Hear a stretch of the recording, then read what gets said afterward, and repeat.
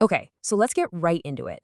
For so many of us, parents and educators alike, there's this painful mystery when we're raising or teaching AUDHD kids. Kids navigating both autism and ADHD. We see how bright they are, their amazing talents, their incredible potential, but we also see the struggle, right? This disconnect that we just can't quite put our finger on. Well, what we're going to do here is get right to the root of that struggle and talk about a really powerful new way forward. And this is the question, isn't it? The one that probably keeps a lot of you up at night. How can a kid who is so obviously capable, so smart, so creative, so often seem lost or anxious or just not quite at home in their own skin? Well, the answer isn't about their ability. It's about a hidden survival strategy that millions of neurodivergent people are forced to learn. And wow, this number really shows you just how big this is. A staggering 90% of neurodivergent individuals do something called masking. And this isn't some little habit, okay? It's a nearly universal response to a world that a lot of the time just doesn't feel safe for them to be who they really are. And for a child, this can start almost from the moment they're born. Now, it is so important to get this right. We tend to think of masking as, a conscious choice a kid makes to fit in, but it's not that at all. It's a deep, unconscious survival strategy, and it's born out of a kind of trauma. Imagine you're a little kid, and over again the world is sending you a message. Your natural impulses, your big feelings, what you need, it's all wrong. So what do? You learn to suppress your true self just to feel safe. This isn't a performance. It's a profound loss of who you are. All right, so let's really try to get inside a child's head here, because from the outside, we might not see anything wrong at all. In fact, and this is the really tricky part, we might actually be praising them for it without having any idea what it's costing them on the inside. I mean, this quote just hits so hard, doesn't it? It's devastatingly accurate. The kid becomes so disconnected from their own internal compass, from their own feelings, that they don't even consciously know why they're suffering. They just are. It's like living with this constant hum of extreme stress, all while their brain is working overtime trying to figure out how to be someone else. And this is exactly where we, as the grown-ups, can get it so wrong. We see this obedient child, right? They're doing well in school, not causing any trouble, and we breathe a sigh of relief. We think, phew, everything's fine. But that obedience, it's often a sign of self-loss. A truly healthy kid, they're supposed to be kind of chaotic. They're messy, they're expressive, they ask a million questions, they're free. If a kid seems too obedient, too grown-up, honestly, that should be a red flag for us. Okay, so we've talked about the problem, a total disconnect from the self, all because a kid is just trying to feel safe. So what's the answer? Well, it has to be about reconnection, and that's where this idea of the body-mind connection comes in. It's really a game changer for parents and teachers. What it does essentially is it just flips the whole script. We're so used to focusing on the outside stuff, grades, behavior charts, did they hit their milestones? The BodyMind Connection says, hold on, let's look at their internal state first. Because here's the truth. Real, genuine learning, it can only happen when a child feels completely and fundamentally safe and settled in their own skin. And this right here, this is the core idea. Think about it. When a kid is masking, their brain is just spinning, trying to follow all the rules, trying to perform. But the body never lies. It's holding on to all those feelings they weren't allowed to show, all those needs that got pushed aside. So the way back to wholeness isn't about cramming more rules into their head.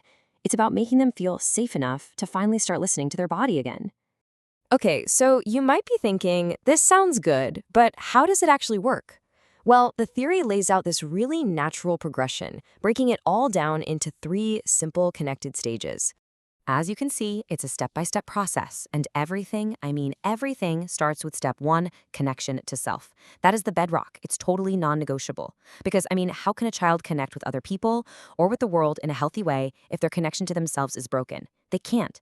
So once that inner feeling of safety is there, then they can start to reach out and connect with others, and from there, with the whole world. Now, here's a really important point. This is not some rigid timeline, okay? It's not a checklist where you go, okay, step 1, done. A kid's nervous system is constantly shifting. They might move through all 3 of these stages in a single hour. They can feel great, connect with a friend, then something happens, they get overwhelmed, and boom, they need to pull back to that safe, internal space. It's a dance, a flow, and our job is to honor it, moment to moment. All right, theory is great, but what does this actually look like? On a Tuesday afternoon at home or in a busy classroom, how do we actually do this? Well, the good news is the guiding principles are actually pretty simple, and they're things we kind of know in our gut already. This is the golden rule. Seriously, forget our agendas, forget the lesson plan for a second. Our new job is to become enthusiasm detectives. When you see a child light up, when they're genuinely excited about something, that's it. That's the magic signal. Their entire system, body and mind, is locked in. That's when real learning is happening. Our job isn't to lead them, it's to follow that spark. So what does that mean for us in practice? Well, it means we have to trust their process, not ours. It means giving them choices and a sense of control wherever we can. That's how they start rebuilding that sense of self. And this next one is huge. We have to create a space where all emotions are okay, not just the happy, convenient ones, all of them. We stop watching their performance and start watching their well-being. And yeah, we absolutely have to let them be daft, Silly, playful, laughter, and just mucking about. That's pure medicine for the nervous system. And this is such a major mindset shift. We hear the word regulation and we think our job is to make the big feelings stop, to calm them down, but that's just suppression all over again. True co-regulation means we become their calm, safe anchor in the middle of their storm. We don't try to stop the hurricane, we become the safe harbor they can ride it out in. So, where does all this lead? What's the end game here? It's not just about getting a child to cope better. No way. It's about something so much bigger. It's about allowing their true, whole, and unbelievably powerful self to finally come out. The sources have this beautiful name for it. They call it the 10th intelligence. And it's basically what happens when a kid can finally drop the mask. When they're not just reading from a script someone else wrote, their own unique intelligence just blossoms. It's intuitive, it's creative, it's completely them. And they stop needing everyone else to tell them they're okay because they can finally feel it from the inside. And this is why all of this is so critical. When we put feelings first, when we make that internal connection the top priority, we're helping them build a rock-solid foundation inside themselves. They don't need to be people pleasers anymore. They don't need to perform.